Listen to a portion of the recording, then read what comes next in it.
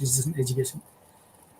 வணக்கம் மாணவர்களே, இன்னைக்கு நாம் பார்க்க இருப்பது ஆந்த்ரோபாலஜி ஆஃப் இண்டியோஜினியஸ் பீப்புள், அதாவது பழங்குடி மக்களின் மானுடவியல் வாழ்வியல் முறை. Very interesting subject. நாம் பார்த்த ஒவ்வொரு பாடங்களிலும் மிகவும் ஆர்வமாகவும் மிகவும் ஆழமாகவும் பார்க்கக்கூடிய பாடத்திட்டங்கள் நம்முடைய வாழ்க்கை அடிப்படையை பின்னோக்கி இருக்கக்கூடிய கடந்து வந்த பரிணாம வளர்ச்சியின் பாடத்திட்டங்களை நாம் சந்திக்கக்கூடிய வாழ்வியல் முறையை சொல்லக்கூடியதான் ஆந்த்ரோபாலஜி, அதாவது மானுடவியல். மானுடவியல் சன் ஆஃப் தி சாயில் அப்படின்னு சொல்லக்கூடிய மண்ணின் மைந்தர்களாக விளங்கக்கூடிய நபர்கள் தான் இண்டோஜீனியஸ் பீப்புள், அதாவது பழங்குடி மக்கள்.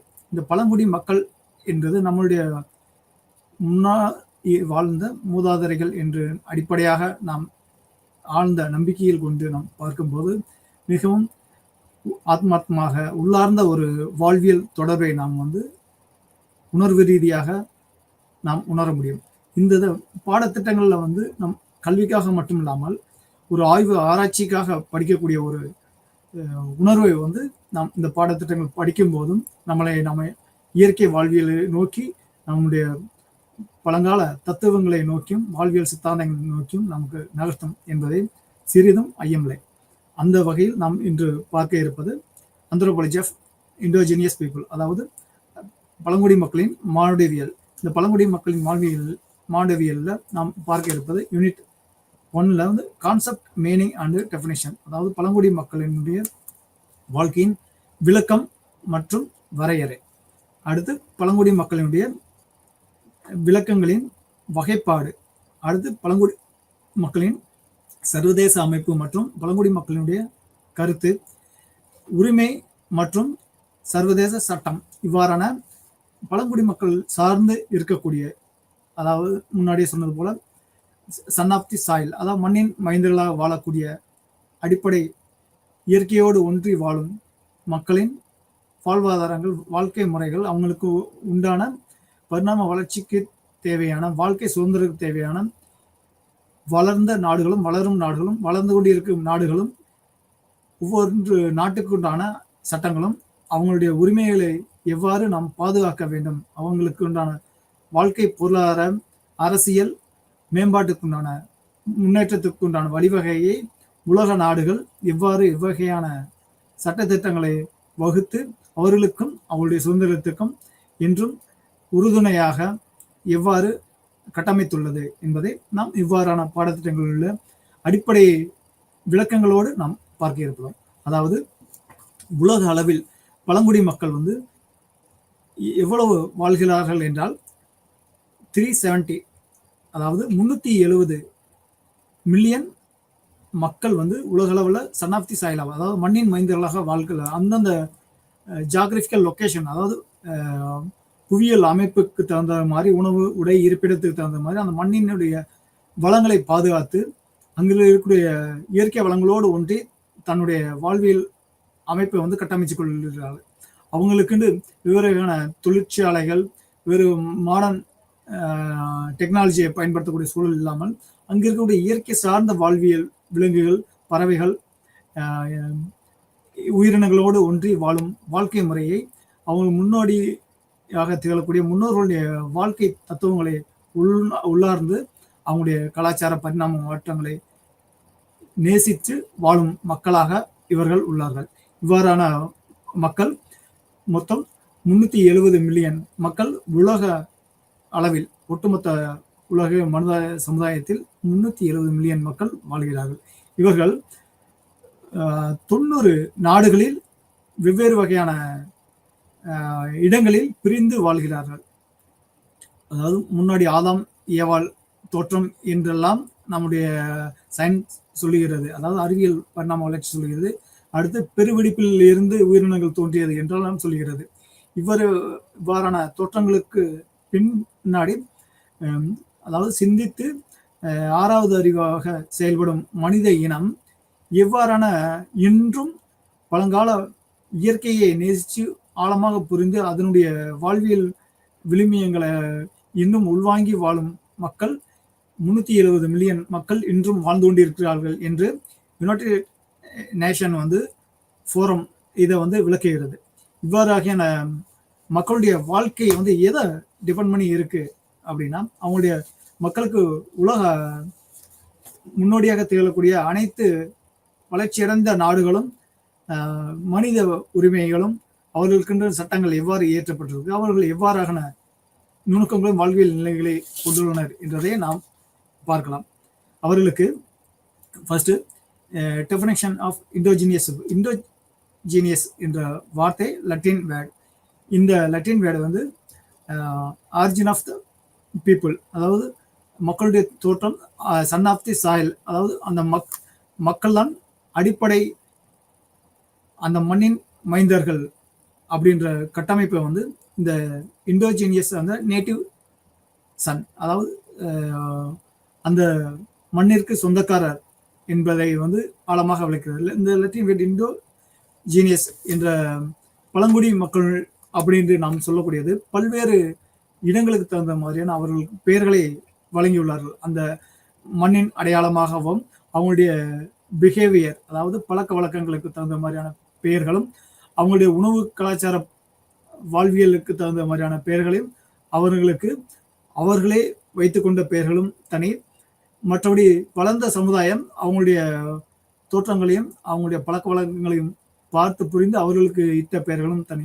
இப்படி ஒவ்வொரு மனிதனும் ஒவ்வொரு காலகட்டத்துக்கு தகுந்த மாதிரியான பெயர்களும் பண்புகளையும் தன்னுடைய அறிவியல் தொழில்நுட்ப வளர்ச்சிக்கு தகுந்த மாதிரி, தன்னுடைய சுய அறிவுக்கு தகுந்த மாதிரியான தேவைகளுக்கு தகுந்த மாதிரி தன்னை கட்டமைச்சு வளர்ச்சி அடைய செய்து கொள்றோம். அதே போல அந்த மக்களுக்கும் ஒவ்வொரு வகையான பெயர்களையும் தாங்கி வாழக்கூடிய சூழலுக்கு சர்வதேச அமைப்புகளும் இந்த ஆய்வறிக்கையை வந்து கொண்டுள்ளது. இவ்வாறு வகையான கொண்டுள்ள அமைப்புகளின் அடிப்படையில் பழங்குடி மக்களுக்கு என்னென்ன நிகழ்வுகளை கொடுக்க வேண்டும் என்றதை பார்த்தால், முதலில் பிறப்பால் அனைவரும் சமம்.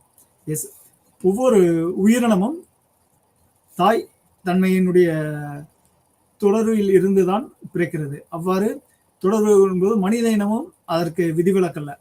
அவ்வாறு பிறக்கக்கூடிய மனித உயிரினம் எவ்வாறான பரிணாம வளர்ச்சியை அடைந்த தாய் தந்தைக்கு பிறக்கிறது, அவ்வாறு வளர்ச்சி அடைந்த சமுதாயத்தில் பிறக்கிறது, வளர்ச்சி அடைந்த நாட்டில் பிறக்கிறது. அதற்கு தகுந்தாற் போல் தன்னுடைய வாழ்வியலையும் தன்னுடைய உடல் அமைப்புகளையும் உணவு பழக்க வழக்கங்களையும் தன்னுடைய அறிவியல் சிந்தனை வேலைகளையும் பொருளாதார அரசியல் சூழலையும் தன்னுடைய சுதந்திரத்தையும் கட்டமைத்துக் கொள்கிறது.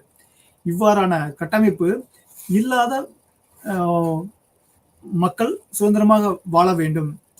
இவ்வாறான கட்டமைப்பு நாம் பரிணாம வளர்ச்சி அடைந்து விட்டோம் என்பதற்காக பரிணாம வளர்ச்சி அடையாமல் இன்னும் பழங்கால வாழ்க்கை முறையை கொண்டுள்ள மனிதர்களை அவங்களுடைய வாழ்வியல் முறைகளுக்கு தகுந்தான சுதந்திரங்களை நாம் பறித்தல் கூடாது. அவங்களுடைய உணர்வுகளுக்கும் அவங்களுடைய வாழ்வியல் இடங்களுக்கும் அவங்களுடைய சுதந்திரத்திற்கும் மதிப்பளிக்க வேண்டும் என்பதற்காக தான் மனித உரிமைகளும் இண்டோஜீனியஸ் பீப்புள் ரைட்ஸ் என்ற சட்டங்களும் பழங்குடி மக்களுடைய வாழ்க்கை சுதந்திரத்துக்குண்டான சட்டங்களும் உலக அரங்கில் உலக அமைப்புகளில் கட்டமைக்கப்பட்டது. ஒவ்வொரு நாட்டுக்கும் பழங்குடி மக்களுக்கு தகுந்தாற்போல் பொருளாதார கட்டமைப்பு, அரசியல் சாசன கட்டமைப்பு, வாழ்வியல் சுதந்திரத்துக்குண்டான கட்டமைப்பு வழிவகை செய்து வகுத்துள்ளது. அந்த மக்கள் ஒவ்வொரு நாட்டிலும் அதிகப்படியான மக்கள் தொகை கொண்டுள்ள மெஜாரிட்டியாகவும் இருக்கலாம், மைனாரிட்டின்னு சொல்லக்கூடிய குறைவான மக்கள் தொகையை கொண்டுள்ள மக்களாகவும் இருக்கலாம். அதற்கு தகுந்தாறு போல் அவங்களுடைய வாழ்க்கையில் வாழ்வியல் சுதந்திரத்தை கொடுத்து கொண்டுதான் உலகம் ஒவ்வொரு நாடுகளும் இருந்து கொண்டே இருக்கிறது. உலகத்தில் வாழக்கூடிய ஒவ்வொரு மக்களும் அந்தந்த இடங்களுக்கு தகுந்த மாதிரி இயற்கை வளங்களையும் அவர்கள் தான், குறிப்பாக சொல்லப்போனால் இப்போ இருக்கக்கூடிய மாடர்ன் வேர்ல்டு, அதாவது புதுமை அறிவியல் தொழில்நுட்ப வளர்ச்சி அடைந்த உச்சத்தை கொண்டுள்ள தொழில்நுட்ப வாழ்வியல் நிலையை கொண்டுள்ள மனித சமுதாயம் பழங்கால வாழ்வியல் கட்டமைப்பை இயற்கையை நேசித்து வாழக்கூடிய சூழல் இருக்கக்கூடிய மக்கள் தான் இயற்கையை வந்து இன்னும் பாதுகாப்பாக வைத்திருக்கிறார்கள் என்ற அடிப்படை கூரை நாம் மறுக்க இயலாது. ஏனென்றால் நாம் அதிகமாக வந்து வளர்ச்சி அடைந்த தொழில்நுட்ப அறிவியல் நுட்பத்தை கொண்டு நாம் கட்டமைத்து வாழும்போது இயற்கையை பல்வேறு நிலைகளில் நாம் சேதப்படுத்தி அசுத்தப்படுத்தி கொண்டு இருக்கக்கூடிய சூழலில் தொழில்நுட்ப கருவிகளுடைய கழிவுகளை நாம்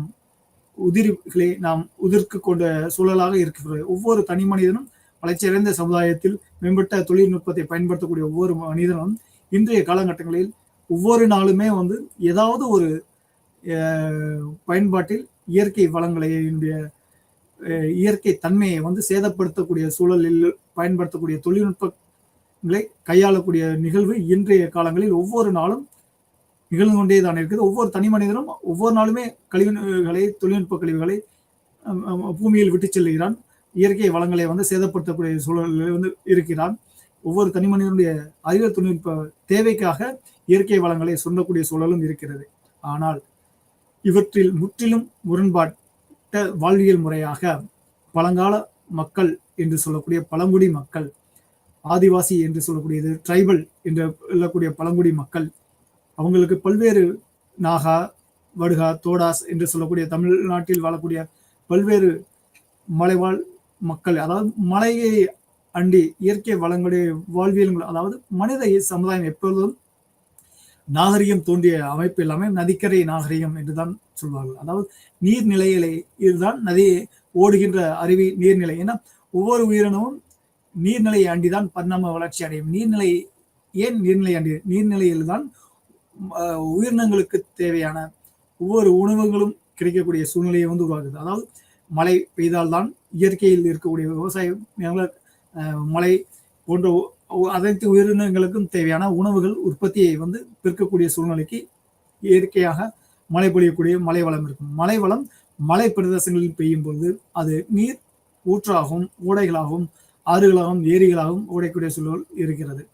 இப்போ இருக்கக்கூடிய பரிணாம வளர்ச்சி, அறிவியல் தொழில்நுட்ப வளர்ச்சியால் நாம் அதை சிறு சிறு அணைகளாகவும் தடுப்பு நீர்த்தேக்க நிலைகளாகவும் அமைத்துக் கொண்டுதான் நம்முடைய தேவைக்காக பருவமழை பெய்தாலும் பொய்த்து போனாலும் அந்த நீர் தேவைகளை தேக்கி வைத்துக் கொண்டு பயன்படுத்தக்கூடிய சூழல் இருக்கிறோம். ஆனால் மண்ணின் மைந்தர்களாக சொல்லக்கூடிய சன் ஆஃப் தி சாயில், அதாவது மண்ணில் வாழக்கூடிய பூர்வீக குடிகளாக என்று நாம் அழைக்கக்கூடிய மலைவாழ் மக்கள் அந்தந்த இடங்களில் கிடைக்கக்கூடிய அடிப்படை வளங்களை நீண்ட நாட்களுக்கு எவ்வாறு நாம் வைத்துக் கொள்வது, பருவநிலையை எவ்வாறு கணித்து வாழக்கூடிய சூழல் இருக்கிறது. பருவநிலையில் ஒவ்வொரு நாளும் நிகழக்கூடிய இயற்கை பருவநிலை மாற்றங்களை மிகவும் நுணுக்கமாக இயற்கையோடு ஒன்றி அணுகி அதனுடைய ஆழமான மாற்றங்களை உணர்ந்து வாழக்கூடிய நபர்கள் இருப்பார்கள்.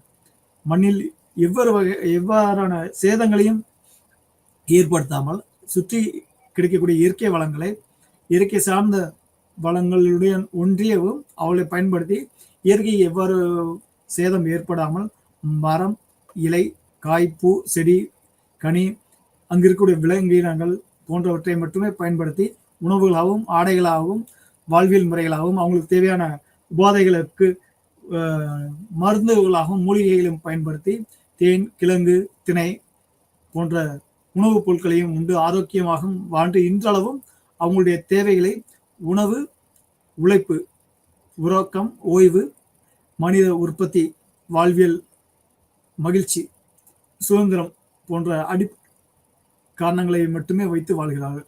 நம்மை போன்று ஆடம்பரமாக அதிக சுதந்திரமாக அறிவியல் தொழில்நுட்ப வளர்ச்சியை ஒவ்வொரு நாளும் பயன்படுத்தி கல்வி, தொழில்நுட்பம் சார்ந்த பொருளாதாரம், இடப்பெயர்வு, ஆடம்பரம், சொகுசு, பொழுதுபோக்கு சார்ந்த வாழ்வியல் முறையில் அதிகமாக இயற்கை தொழில்நுட்பங்களை விட்டுட்டு செயற்கையான மாடர்ன் தொழில்நுட்பத்தை, நாகரீக தொழிற்சாலை கட்டமைப்பை, அறிவியல் நுட்பத்தை நாம் பயன்படுத்தும் முறையை அவர்கள் சிறிதும் விரும்புவதில்லை. ஏனென்றால் இவ்வாறான வாழ்க்கை முறையை வந்து இயற்கையை சேதப்படுத்தும் என்ற நுட்பத்தில் இன்றும் கொண்டுள்ளன. தற்பொழுது அவருடைய இனத்தினுடைய வளர்ச்சி கொஞ்சம் கொஞ்சமாக குறுகி கொண்டே வருகிறது. அவர்களும் சிலர் கல்வி முறையில் கொஞ்சம் கொஞ்சமாக மாற்றம் பெற்று நாகரிக மாற்றம் பெற்ற மக்களுடைய வாழ்க்கை முறைக்கு மாறக்கூடிய சூழலை கட்டமைத்துக் கொண்டு அரசும் அவங்களுடைய அறிவியல் தொழில்நுட்ப வளர்ச்சியும் அவங்களை மாற்றம் விட செய்யும் நோக்கத்தோடு அவர்களை அணுகக்கூடிய சூழல் உண்டது. ஆனால் பழைய மக்கள் இயற்கை சார்ந்த எங்களுடைய வாழ்வியல் முறையை போதும் என்று நம்மை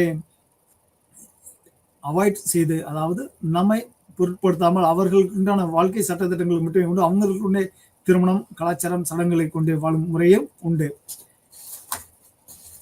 பழங்கால பழங்குடி மக்கள் பிறப்பால் அனைவரும் சமம் என்ற சித்தாந்த கோட்பாடு உலகளவில் இருக்கக்கூடிய உறைந்த மிகவும் வாழ்வில் அறிவியல் நுட்பத்தில் உயர்ந்த தத்துவியல் அறிவியல் மானுடவியல் சித்தாந்த அறிஞர்கள் அறிவாலும் ஆய்வாலும் அனைத்து மக்களும் எவ்வாறு சுதந்திரமாக வாழ வேண்டும், தன்னுடைய சுயத்துக்காக மற்றொரு மனிதனை அடிமையாகவோ அவங்களுடைய பொருளாதார அரசியல் சித்தாந்த சூழலை தன்னுடைய கட்டுப்பாட்டில் தனக்கு சுதந்திரத்திற்காக மற்றவர்களுடைய சுதந்திரத்தை பறிக்கக்கூடாது என்பதற்காக கட்டமைக்கக்கூடிய சூழல் பழங்காலத்தில் இருந்தே இன்றளவும் உண்டது. அதுக்கு எவ்வாறு உலக தொழில்நுட்பம் வந்தாலும் அரசியல் அதிகாரங்கள் வந்தாலும் சரிசமமாக அவங்களுக்கு உண்டான சட்டத்திட்டங்களை கையாள வேண்டும் என்று யுனைடெட் நேஷன் என்று சொல்லக்கூடிய உலகளவில் அரங்கில் இதற்குண்டான தனி சட்டமும் இயற்றப்பட்டுள்ளது. இதை எவ்வாறு இன்றளவும் அவங்களுடைய மக்களுடைய வாழ்க்கை முறை எவ்வாறு அணுகினார்கள் என்பதை ஒரு கண்ணோட்டமாக பார்க்கணும். அவர்களை பிறப்பால் அனைவரும் சமம், உலகில் உள்ள ஒவ்வொரு தனி மனிதனுக்கும் தன் விருப்பப்படி வாழ உரிமை உண்டு என்பதை உலகளவில் இருக்கக்கூடிய மானுடவியல் அறிஞர்கள், சித்தாந்த பிலாசபர், தத்துவியல் அறிஞர்கள், sociology, social scientific research philosopher சொல்லக்கூடிய சமூக சித்தாந்த அறிஞர்களும் தத்துவியல் அறிஞர்களும் இவ்வாறான மனித வாழ்வியல் சித்தாந்தத்தை ஆழமாக நுணுக்கமாக ஆய்ந்து ஒவ்வொரு தனி மனிதனும் உலகில் சுதந்திரமாக தன் விருப்பப்படி வாழ உரிமை உண்டு. மனித உரிமைகளானது தனிநபர்கள் மற்றும் சமூகம் தொடர்பானவை.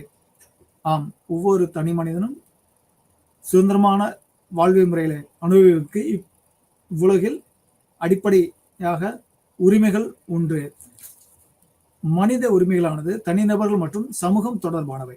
எஸ், ஒவ்வொரு மனிதனும் மற்றொரு மனிதனை தொடர்பு கொள்வதற்குண்டான சுதந்திரம் உண்டு. ஆனால் மனித உரிமைகள் மக்கள் சுதந்திரமாக மற்றும் விருப்பப்படி வாழ்வதற்கான உரிமையை உறுதி செய்வதுடன் இயல்பாக பெறும் அனைத்து உரிமைகளையும் குறிப்பிடுகிறது. எஸ், இயல்பாக எப்படி எவ்வொரு உயர் தொழில்நுட்பத்தை பெற்ற மனிதனாக இருந்தாலும் சரி, தொழில்நுட்பமே அறிவை பெற முடியாம மலையில் குக் கிராமத்தில், ரிமோட் வில்லேஜில் என்று சொல்லக்கூடிய குக் கிராமத்தில் வாழக்கூடிய மனிதர்களாலும் சரி, மலை பிரதேசங்களில் வாழக்கூடிய மனிதர்களாக இருந்தாலும் சரி, அனைவருக்கும் இயல்பான அனைத்து சுதந்திரங்களும் பெறுவதற்குண்டான உரிமை உண்டு.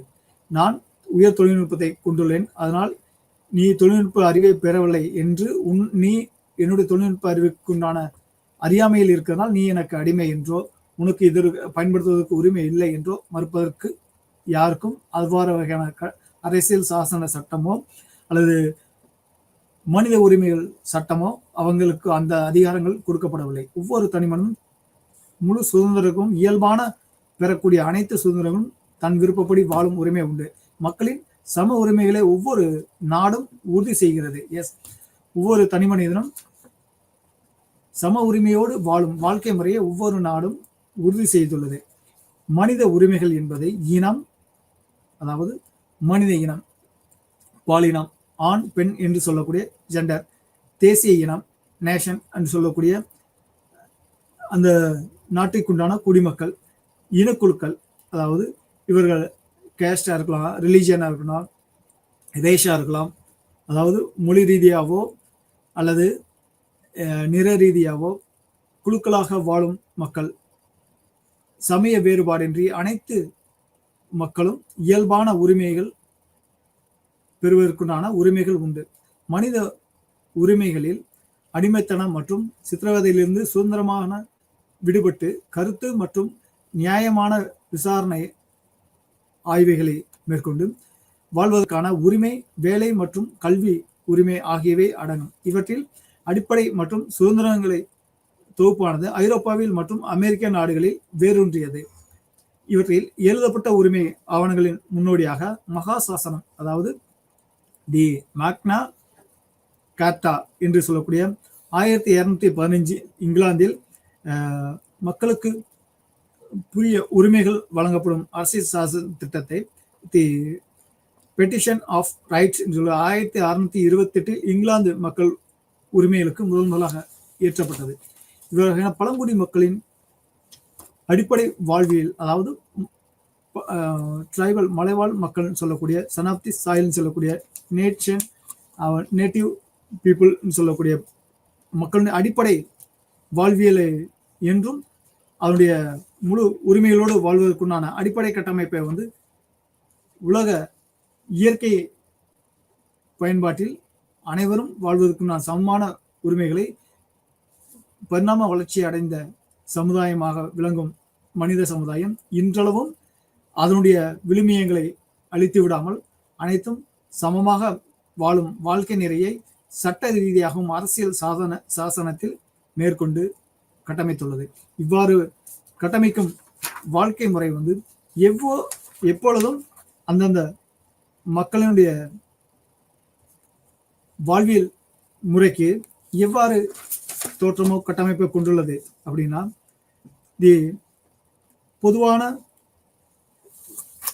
தனி மனிதன் எப்பொழுதும் சுதந்திரமாக வாழும் பொழுது யாருக்கும் எந்த ஒரு தொந்தரவும் பிரச்சனையும் இல்லை. ஆனா அந்த தனி மனிதனே சுதந்திரமே வந்து இன்னொரு மனிதனை சார்ந்து வாழும்போது உடல் ரீதியாக, அறிவு, வயது, பாலின ரீதியாக அவங்களுடைய ஆற்றல் இன்னொரு மனிதனை வந்து சார்ந்து தன்னுடைய தேவையை பூர்த்தி செய்யக்குள்ள நிலையை உணரும் பொழுது முரண்பாடு ஏற்படுகிறது. இவ்வாறு வகையான முரண்பாடை வந்து தீர்த்து கொள்வதற்கு இன்னொரு மனிதனை வந்து துன்புறுத்தும் நிலையோ அல்லது அவர்களை அழித்துவிடும் நிலையோ ஏற்படுத்தும் நிலை உண்டு. உதாரணமாக ஆண் பெண் முரண்பாடு இருக்கலாம், அல்லது வயது வேறுபாடு இருக்கலாம். இவ்வாறு வகையான நிலைகள் வந்து மற்றொரு மனிதனுடைய சுதந்திரத்தை துன்புறுத்தும் அச்சுறுத்தும் நிலை தொடருமானால் மனித உயிரினம் ஒரு கட்டமைப்பு அடிப்படை வாழ்வியல் முறைகள் தவிர்த்து ஒரு ஒழுங்குமுறை இல்லாமல் சிதையும் வண்ணம் ஏற்படும் என்பதற்காக ஒவ்வொரு இனக்குழுக்களும் தங்களுடைய வாழ்வியல் முறைக்கு தகுந்த மாதிரியான அடிப்படை சமூக கட்டமைப்பு, கலாச்சாரம், மதம், மொழி, திருமணம், சம்பிரதாய சடங்கு முறை, குழந்தைகள் வளர்ப்பு, உணவு பழக்க வழக்கங்கள்,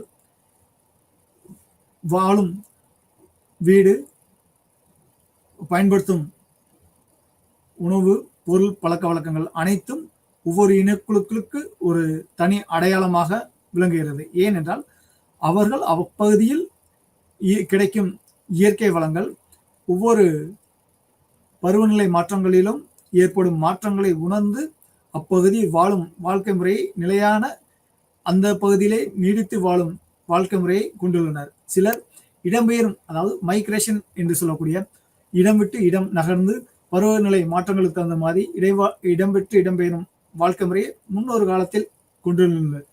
தற்பொழுது அந்த சூழல் எதற்காக மாறியுள்ளது என்றால், பழங்காலங்களில் விவசாயம் என்று சொல்லக்கூடிய உணவுப் பொருள் மண்ணிலிருந்து மனித சமுதாயம் உற்பத்தி செய்து அந்த உணவுப் பொருட்களை அபரித விதமாக, அதாவது தனக்கு தேவையான உணவுப் பொருட்கள் போக மீதமுள்ள உற்பத்தியை வந்து மற்றொரு மனிதர்களுக்கு, மனித சமுதாயத்துக்கு தேவை ஏற்படும் நபர்களுக்கு கொடுத்து அவர்களிடம் உள்ள வெவ்வேறு வகையான உணவுப் பொருட்களை தானும் பெற்றுக்கொள்ளும் பண்டமாற்று முறையை பரிணாம வளர்ச்சியாக அடைந்துள்ளனர். எனவே அவர்கள் இடம்பெயரும் வாழ்க்கை முறையை குறைவாக தற்பொழுது அடைந்துள்ளனர்.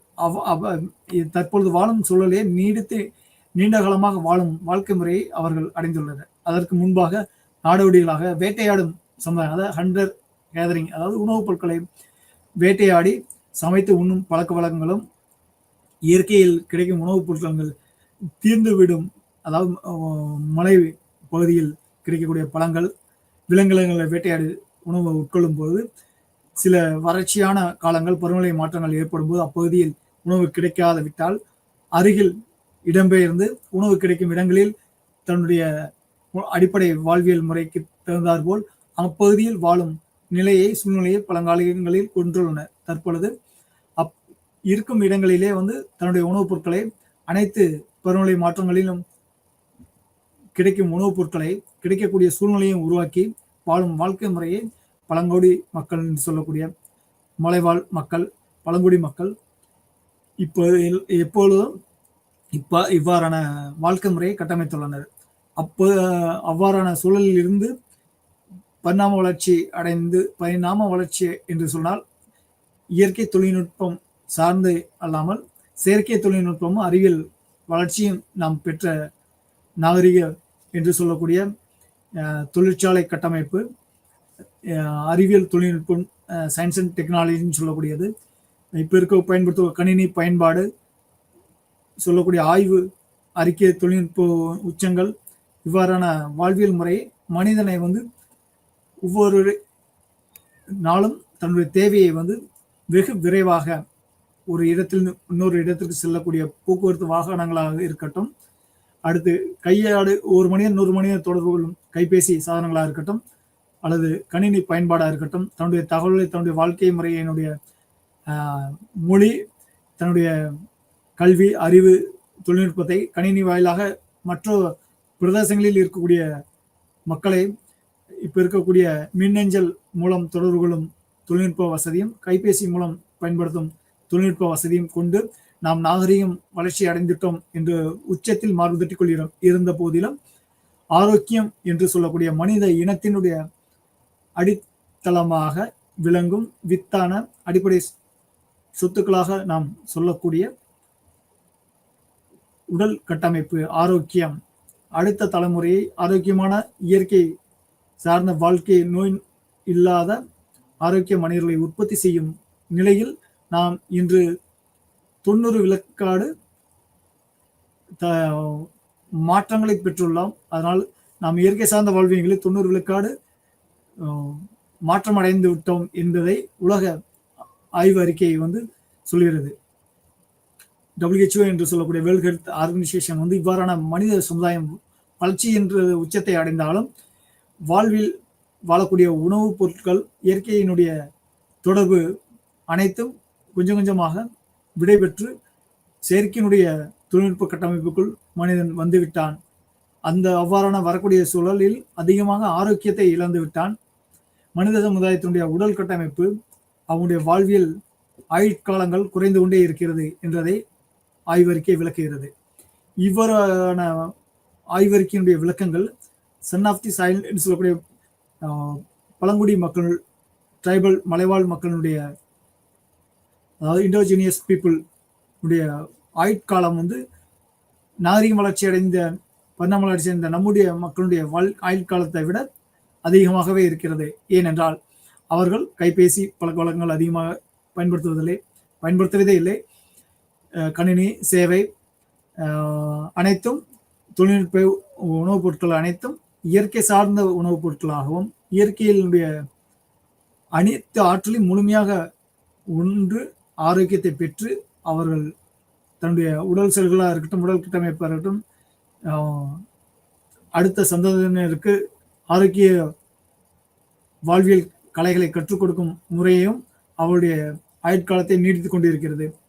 நாம் இன்றளவும் தன்னுடைய பொருளாதார வளர்ச்சி, இன்னொரு நாட்டை கையாள் நிலை என்று சொல்லக்கூடிய நிலையில் தற்பொழுது தங்களுக்கு தெரியும், ரஷ்யா, உக்ரைன், இஸ்ரேல் போன்ற நாடுகளுடைய போர் சூழல், அங்கு இருக்கக்கூடிய நிலைகளில் இயற்கையை எவ்வாறு தன்னுடைய ஆயுதங்களாலும் மண் வளங்களையும் மக்களையும் சேதப்படுத்தி கொண்டிருக்கிறார்கள். ஆனால் அந்த பகுதி வாழக்கூடிய அடிப்படை மக்கள் இவ்வாறான போர் சூழலை வந்து விரும்புவதில்லை.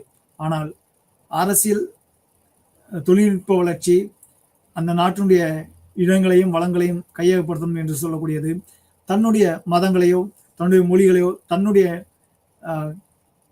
உச்சமான அறிவியல் நுட்பங்களை கொண்டு மற்றொரு மக்களுடைய வாழ்வியல் முறையை வந்து தன்மையப்படுத்தி அடிமையாக்கக்கூடிய சூழல் வேண்டும் என்ற சுயசார்பான ஒரு ஆசையின் காரணமாக பெரும் சேதத்தை இயற்கையினுடைய மடியில் தன்னுடைய அறிவியல் தொழில்நுட்பம் சொல்லக்கூடிய இப்ப பயன்படுத்தக்கூடிய தொழிற்சாலை கட்டமைப்பில் உற்பத்தி சொல்லக்கூடிய அதிகப்படியான இராணுவ தளவாடங்களுடைய கழிவுகளை மண் நாட்டில் மக்களுடைய வசிப்பிடங்களில் கொண்டு செலுத்தி அங்க இருக்கக்கூடிய இடங்களையும் மண் வளங்களையும் மக்களுடைய உடல் ஆரோக்கியத்தையும் இழந்து நீண்ட நாட்களுக்கு அவ்வாறான சேதங்களை நிலைத்திருக்கக்கூடிய நிலையில வந்து கட்டமைத்துள்ளார்கள். ஆனால் மலைவாழ் மக்கள் என்று சொல்லக்கூடிய இண்டோஜெனியஸ் பீப்புள் இவ்வாறான சூழ்நிலையில் மக்கள் வந்து இந்த வாழ்க்கை முறையை, அதாவது பழங்குடி மக்கள் அந்த மண்ணினுடைய தன்மையை ஒருபோதும் தவறுதலாக கூட, அறியாமையினால் கூட இவ்வாறான சேதங்களை அவர்கள் செய்வதில்லை. ஏனென்றால் அவர்கள் பயன்படுத்தும் அனைத்து பயன்பாடும் இயற்கை சார்ந்த வாழ்வியல் முறை. உணவு, உடை, கழிவு, பழக்க வழக்கங்கள், வீடு, அவங்களுடைய வசிப்பிடம், தன்னுடைய ஆரோக்கியத்துக்கு தேவையான மருத்துவ பண்புகள் அனைத்தும் இயற்கையில் கிடைக்கக்கூடிய உபகரணங்கள் மட்டுமே. எனவே இயற்கையை முற்றிலும் பேணி பாதுகாக்கும் மக்களாக இன்றும் என்றும் இருக்கக்கூடிய மக்கள் அவர்கள் என்பதில் சிறிதும் நமக்கு அதில் சந்தேகமில்லை. இவ்வாறு நம் வாழும் மக்களுடைய கட்டமைப்பை நாம் ஏன் இழந்து விட்டோம் என்றால், நாம் அதிகமாக சுதந்திரத்தை அனுபவிக்கிறோம் என்று சொல்லக்கூடிய இப்பொழுது இருக்கக்கூடிய அறிவியல் தொழில்நுட்பத்தை நாம் பயன்படுத்துகிறோம். இதில் அவர்கள் அவ்வாறான சூழலில் இன்றும் ஏன் அதை விட்டு விலகுவதற்கு ஏன் மறுக்கிறார்கள் என்றால், ஒரு மனிதனுடைய அடிப்படை தேவையான உணவு, உடை, இருப்பிடம், தன்னுடைய அடுத்த சந்தனை உற்பத்தி செய்யும் சுதந்திரம், இவ்வாறான அடிப்படை தேவைகள் அவர்களுக்கு இயற்கை சார்ந்த வாழ்வியலில் ஆரோக்கியத்தை முழுமையாக இயற்கையினுடைய தாய் குடையாக கொடுத்துள்ளது. நாம் ஆடம்பரம், ஆசை, சுதந்திரம் என்று அனைத்தையும் தன்னுடைய அறிவு, தன்னுடைய மனம், தன்னுடைய ஆசை, தன்னுடைய பேராசையினுடைய உச்சமாக கொண்டு நாம் வாழும் வாழ்க்கை முறை என்றென்றும் முற்றிலும் முரண்பாடை கொடுத்து கொண்டுதான் இருக்கும் என்பதை ஒவ்வொரு ஆய்வியல் அறிஞர்களும் தத்துவியல் வல்லுநர்களும் கொடுத்து கொண்டுதான் இருக்கிறார்கள்.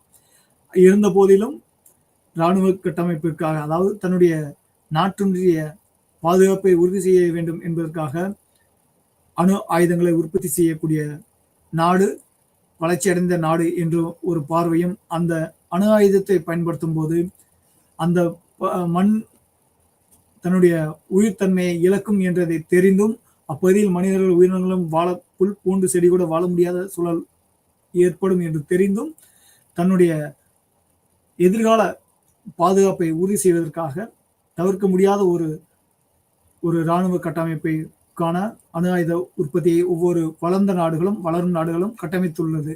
ஒன்று உற்பத்தி செய்கிறது, அல்லது உற்பத்தி செய்து வைத்திருக்கும் நாடுகளிலிருந்து இறக்குமதி செய்து வாங்கிக் கொள்கிறது. இது தன்னுடைய இராணுவ பலத்தையும் தன்னுடைய நாடு உட்கட்டமைப்பையும் பாதுகாப்பதற்காக உயர் தொழில்நுட்பத்தை, ஏவுகணைகளை, பீரங்கிகளையும் துப்பாக்கிகளையும் இராணுவ கட்டமைப்பில் சேர்த்து பாதுகாப்பை உறுதி செய்துள்ளது. அது தவிர்த்து தன்னுடைய போக்குவரத்து, ஆய்வு தொழில்நுட்பம் போன்ற உயர் தொழில்நுட்ப கட்டமைப்பை உற்பத்தி செய்வதற்காக இயற்கை வளங்களை பல்வேறு நிலைகளில் சேதப்படுத்தி கொண்டுதான் ஒவ்வொரு நாடும் வளர்ச்சி அடைந்து கொண்டிருக்கிறது.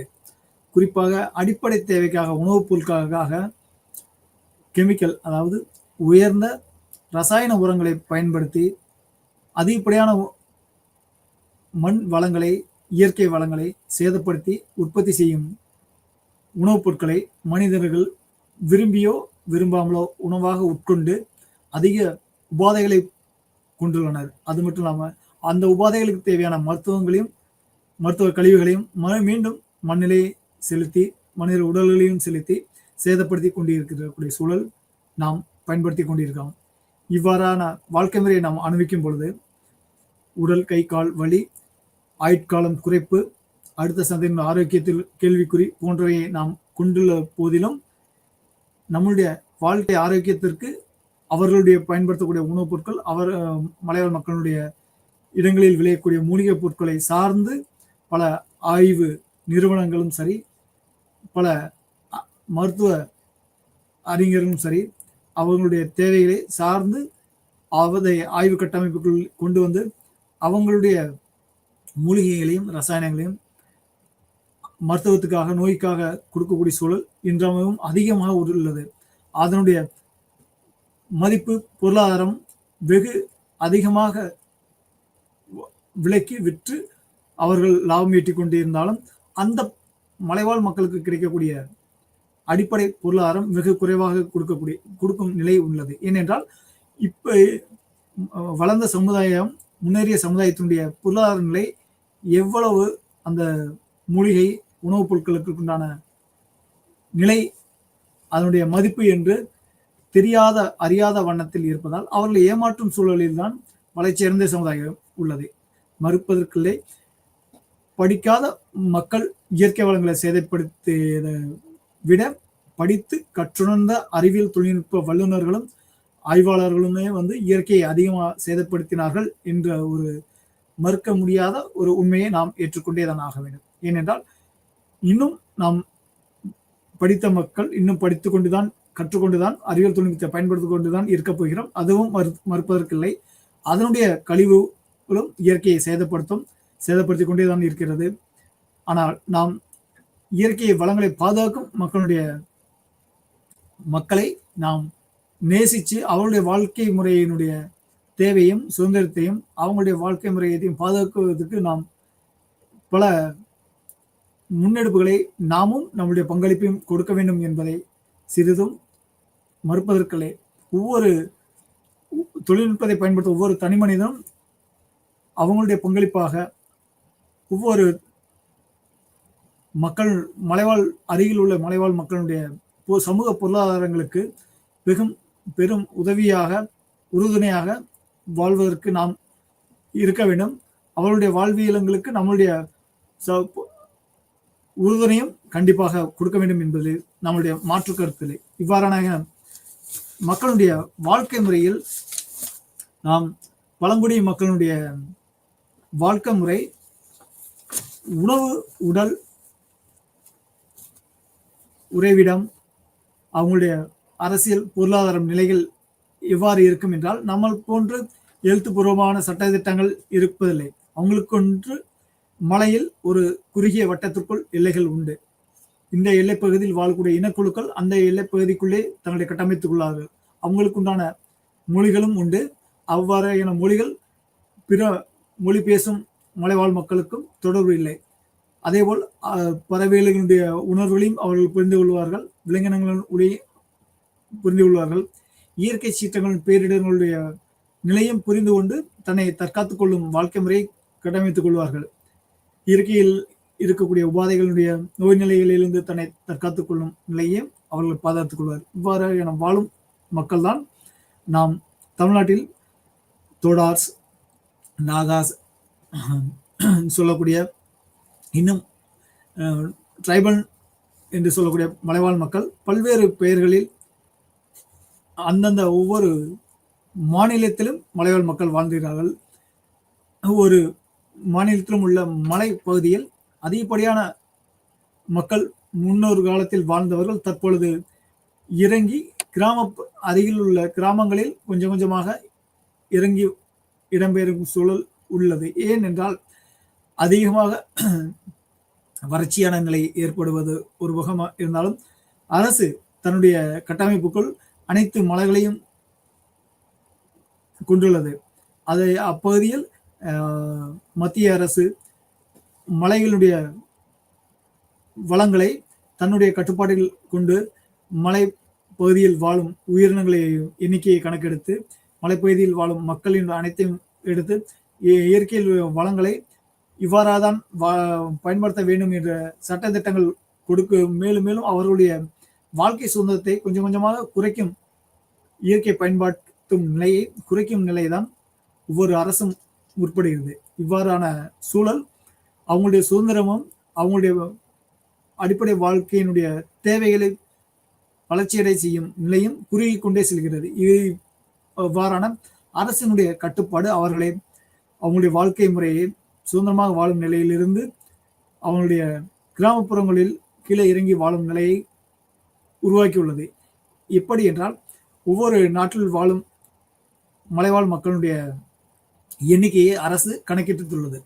அந்தந்த நாட்டில் வாழக்கூடிய மலைவாழ் மக்களுடைய எண்ணிக்கை, அவர்களுக்கு தனி அடையாளங்கள், அரசியல் சாசன கட்டமைப்பில் இருக்கக்கூடிய இடஒதுக்கீடு, பொருளாதார நிலை என்று இடஒதுக்கீடு கொடுக்கும் பொழுது அவங்களுடைய அடிப்படை உரிமைகள், அவங்களுக்கும் வாக்களிக்கும் உரிமை கொடுக்கும் பொழுது அவர்களும் அப்பகுதியில் வாழும் வாழ்க்கை முறையிலிருந்து கிராமப்பகுதி அருகில் உள்ள நகரப்பகுதிக்கு உண்டான வாழ்க்கை முறையை சார்ந்து வாழும் நிலையை அவர்களுக்கு மெல்ல மெல்ல இப்ப இருக்கக்கூடிய மாடர்ன் வேர்ல்டு, குளோபலைசேஷன் வேர்ல்டு, அதாவது உலகமயமாக்கல் இருக்கக்கூடிய நகரமயமாக்கலுடைய வளர்ச்சி, கிராமப்புறமயமாக்கல் போன்ற அனைத்து வளர்ச்சியும் அவர்களை ஒரு வகையான மறைமுகமாகவும் நேரடியாகவும் புஷ் அண்ட் ஃபுல் ஃபேக்டர்னு சொல்லக்கூடிய இழுக்கும் அழுத்தம் தரக்கூடிய ஒரு நிலையில் அவர்கள் விரும்பியும் விரும்பாமலும் மாறும் சூழலை கொடுத்துள்ளது. இதன் காரணமாக அவங்களுடைய எண்ணிக்கை வெகு வெகு குறைவாக குறைந்து கொண்டே இருக்கிறது. இவ்வாறான சூழல் காலப்போக்கில் நிகழும் பொழுது இயற்கையினுடைய வளங்களை பாதுகாக்கும் ஒரு மனித இனம் முற்றிலுமாக அழியும் சூழல் ஏற்படும். இவ்வாறான மாறும் சூழல் இயற்கையில் வாழும் உயிரினங்கள், பறவைகள், விலங்கினங்கள் போன்றவற்றினுடைய அறியும் நிலை, ஆய்வு செய்யும் நிலை, அவற்றிலும் தன்னை தற்காத்துக் கொள்ளும் கலைகள் அனைத்தும் மறக்கும் நிலை ஏற்படும். ஒரு மனிதன் இயற்கையை சார்ந்து வாழும் நிலை என்றும் ஏற்படும். ஆனால் செயற்கை சார்ந்து வாழும் நிலை என்றும் ஏற்படாது.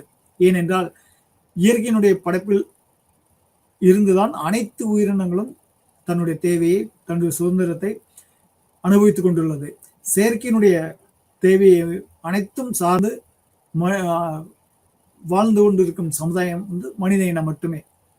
எனவே மனித இனம் எப்பொழுது செயற்கையை முழுவதும் தன்னை வாழும் நிலையில் தகவமைத்துக் கொண்டுள்ளதோ அப்பொழுதே தன்னுடைய இயற்கையில் தேவையையும் இயற்கையினுடைய ஈர்ப்பையும் குறைத்து கொண்டு தன்னுடைய ஆரோக்கியத்தை இழந்து விட்டது என்று தான் உலக ஆய்வியல் வல்லுநர்கள் கூறுகின்றார்கள்.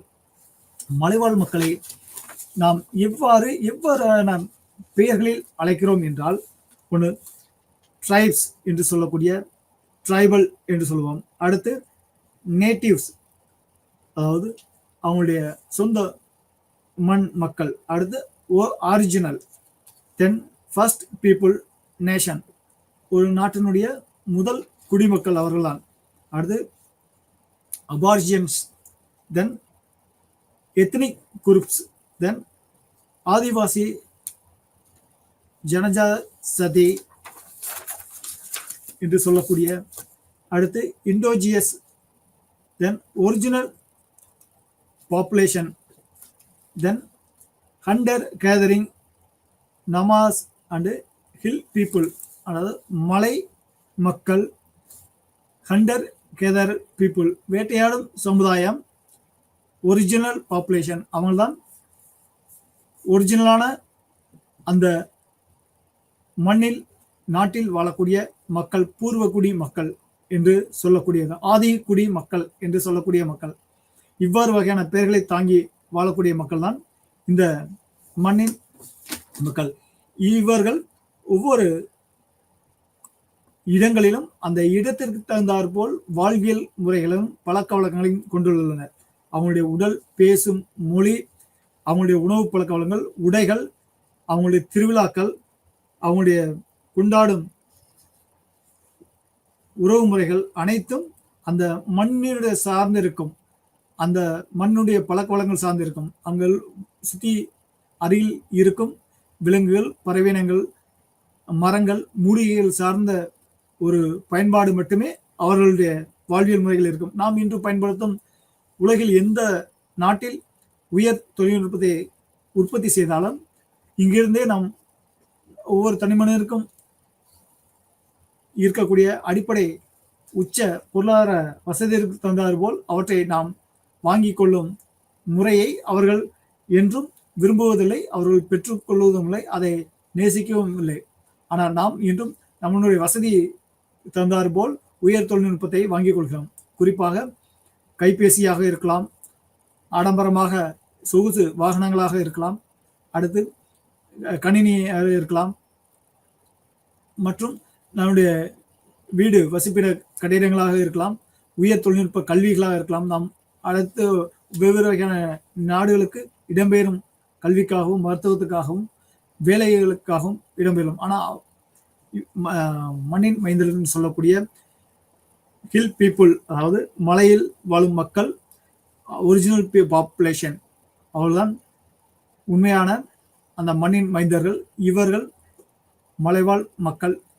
அவர்கள் என்றும் தன்னுடைய வேலைக்காக வெவ்வேறு வகையான நாட்டுக்கு செல்வதில்லை. அவங்க உணவுக்காகவும் தன்னுடைய அடிப்படை வாழ்விடங்களுக்காக இடம்பெயர்வார்களே தவிர மற்றபடி ஆடம்பரத்திற்காகவும் தன்னுடைய கல்விக்காகவும் வெவ்வேறு வகையான நாட்டுக்கு சொகுசு வாழ்க்கைக்காகவும் இடம்பெற மாட்டார்கள். அவர்களை முற்றிலுமாக விரும்புவதில்லை. அதேபோல் தன்னுடைய இடத்திலே தன்னுடைய இயற்கை வளங்களை சேதப்படுத்தும் ஒவ்வொரு நபரையும் எவரையும் அவர்கள் அனுமதிப்பதில்லை. இதற்காக பழங்காலத்தில் பல போர் முறை கையாண்டிருக்கிறார்கள். பல மனிதர்களை இழந்திருக்கிறார்கள் அவர்கள். குறிப்பாக இன்றும் நம் நாட்டில் அருகில் உள்ள பல தீவுகளில், அதாவது இந்தியாவில் இருக்கக்கூடிய அருகில் உள்ள மியான்மர் போன்ற பல தீவுகளில் மலைவாழ் மக்கள் இருக்கிறார்கள். இன்றும் மனிதர்கள் உயர் தொழில்நுட்பத்தின் மூலியமாக அந்த மலைவாழ் மக்களுடைய இடங்களுக்கு சென்று அவர்களை ஆய்வு பண்ண முடியாத அளவுக்கு கூட தடை செய்யப்பட்ட பகுதியாக கூட இன்றும் இருக்கிறார்கள். அவர்கள் இன்றும் இயற்கை வளங்களை மட்டுமே பயன்படுத்தி இப்படி ஒரு உயர்ந்த தொழில்நுட்பத்தோடு இவ்வளவு நாடுகளில் மக்கள் வாழ்கிறார்கள். இவ்வளவு சுதந்திரமாக இருக்கல, இவ்வளவு புதுமையான தொழில்நுட்பத்தை கையாளுகிறார்கள், இவ்வளவு ஆயுத கட்டமைப்புகள் கொண்டுள்ளார்கள், இவ்வளவு கல்வி கட்டமைப்பு கொண்டுள்ளார்கள், இவ்வாறு வகையான சுதந்திரமான ஆடை அணிகலன்களை பெற்றுள்ளார்கள் என்றெல்லாம் அவர்களுக்கு தெரியாது. அவர்கள் அதை விரும்புவதும் கிடையாது. நாம் இவ்வளவு தொழில்நுட்பத்தை கொண்டிருந்தாலும் இன்னும் அவர்களை அந்த இடங்களுக்கு சென்று அவர்களை நாம் ஆய்வு செய்வோம், அவர்களை பற்றி புரிந்து கொள்வோம், அவர்களை உணவு பழக்கத்தையும் மருத்துவத்தையும் நாம் கற்றுக்கொள்வோம் என்றாலும் அவர்களை வாழ்விடங்களை நாம் சென்று ஆய்வு செய்வதற்கு உலகம் அரங்கில் இருக்கக்கூடிய அரசியல் சாசனம் தடை செய்யப்பட்டுள்ளது. ஏனென்றால் அவர்கள் வாழ்விடங்களை நாம் தொந்தரவு செய்யக்கூடாது. அவர்கள் சென்றாலும் அவர்கள் தன்னை தற்காத்துக் கொள்வதற்காக யார் சென்றாலும் அவர்களை எதிர்த்து போரிடக்கூடிய சூழல், அவர்களை அழித்து விடக்கூடிய சூழல், போராட்ட குணம் எதிர்த்து சண்டை செய்யும் சூழல் உண்டு. அதை பல்வேறு வகையான மக்கள் சென்றும் இறந்திருக்கக்கூடிய சூழலும் இருக்கிறதால் அப்பகுதியில் செல்வதற்கும் சுற்றுலா செல்வதற்கோ கல்வி ஆய்வுக்காக செல்வதற்கோ தடை செய்யப்பட்ட ஒரு இடமாக கொண்டுள்ளது. அப்படிப்பட்ட சூழல் இருக்கும் நிலை அந்த மக்கள் அந்த மண்ணினுடைய இயற்கை வளங்களை இன்றும் பாதுகாத்துக் கொண்டுள்ளனர். செல்ஃப் ஐடென்டிஃபிகேஷன் ஆஃப் இந்த பயாலஜிக்கலி அந்த மக்கள் ஒவ்வொரு இடங்களிலும் ஒவ்வொரு நிலையிலும் தன்னை உணவுக்காகவும் அடிப்படை இயற்கை வளங்களை பாதுகாத்ததற்கு அடுத்த சந்ததியினருக்காகவும் பல அடிப்படை ஆய்வுகளை கட்டமைத்துள்ளது. இவ்வாறு வகையான கட்டமைப்பு இந்த மக்களுடைய வாழ்க்கை முறையில் என்றும் ஒவ்வொரு தேவையிலையும் தன்னுடைய சுதந்திரத்தை எப்பொழுதும் விட்டுக் கொடுப்பதில்லை. அவருடைய இயற்கையினுடைய வளங்கள் ஹிஸ்டாரிக்கல் கண்டிஷன், ப்ரீ காலனிக்கல் சொசைட்டி என்ற ஸ்ட்ராங்லி ட்ரெடிஷன் சொல்லக்கூடியது, சோசியோ எக்கனாமிக் பொலிட்டிக்கல் கண்டிஷன், அதாவது சமூக பொருளாதார அரசியல் நிலை என்றும் அந்த மக்களுடைய வாழ்க்கை முறைக்கு என்றும் அடிப்படையில் அவங்களுடைய மலைவாழ் மக்களுடைய கட்டமைப்பு என்றும் சுதந்திரமாகவும் அடிப்படை தேவையை பாதுகாக்கும் வண்ணம் கொண்டுள்ளது. இவ்வாறு வகையான தேவைகள் என்றும் எவ்வாறு கொண்டுள்ளது என்பதை பார்த்தால் நாம் இந்த உலக மனித உரிமை கழகம் ஏன் ஒவ்வொரு மனிதனுக்கும் சுதந்திரத்தை அனுபவிக்கக்கூடிய கட்டமைப்பு கொடுக்க வேண்டும் என்பதற்காக ஏன் இயற்றப்பட்டது என்றால், மனிதன் என்றும் ஆசையும் பேராசையும் சூழல் கொண்டிருந்தாலும் மனிதன் தன்னைத்தானே தன்னுடைய இனத்தையே அழித்துக் கொள்ளும் சூழல் பழங்காலங்களில் பல போர் முறைகளை கொண்டுள்ளது. எனவே கற்ற தேர்ந்த அறிவியல் ஆய்வு வல்லுநர்கள் அனைவரும் ஒன்று கூடி எந்த விலங்கினரும் தன்னுடைய விலங்கினத்துக்குள்ளேயே அழித்துக் கொள்ளும் போர் முறையை கொண்டிருக்கவில்லை. ஆனால் மனித சமுதாயம் கடந்து வந்த பல்வேறு காலகட்டங்களில் தன்னைத்தானே அழித்துக் கொள்ளும் போர் முறையும் அழிக்கும் சூழலும் கொண்டுள்ளது. அது மண்ணிற்காகவும் பெண்ணிற்காகவும் ஆடை அணிகலனுக்காகவும் உணவுகளுக்காகவும் ஒரு குறிப்பிட்ட எல்லைகளுக்காகவும் கொண்டுள்ளது. இவ்வாறான சூழலில் அடிப்படையாக பாமர மக்கள்னு சொல்லக்கூடிய கல்வி அறிவில் பெறாத ஒரு சூழலில் இருக்கக்கூடிய மக்கள் தனக்குன்னு ஒரு தலைவனுடைய கீழ் தன்னுடைய செயல்பாடுகளும் கொண்டிருக்கக்கூடிய சூழலும் கடமைத்துக் கொண்டுள்ள காலகட்டங்களில் அவர்களுக்காக போர் புரிந்து தன் இன்னுயிரை மாய்த்த சூழல் பல காலகட்டங்களில் பல லட்சக்கணக்கான மனித உயிரினங்கள் மடிந்து மாண்டுள்ளன.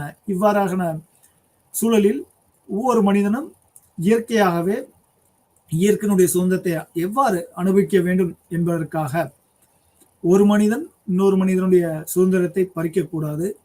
அதுதான்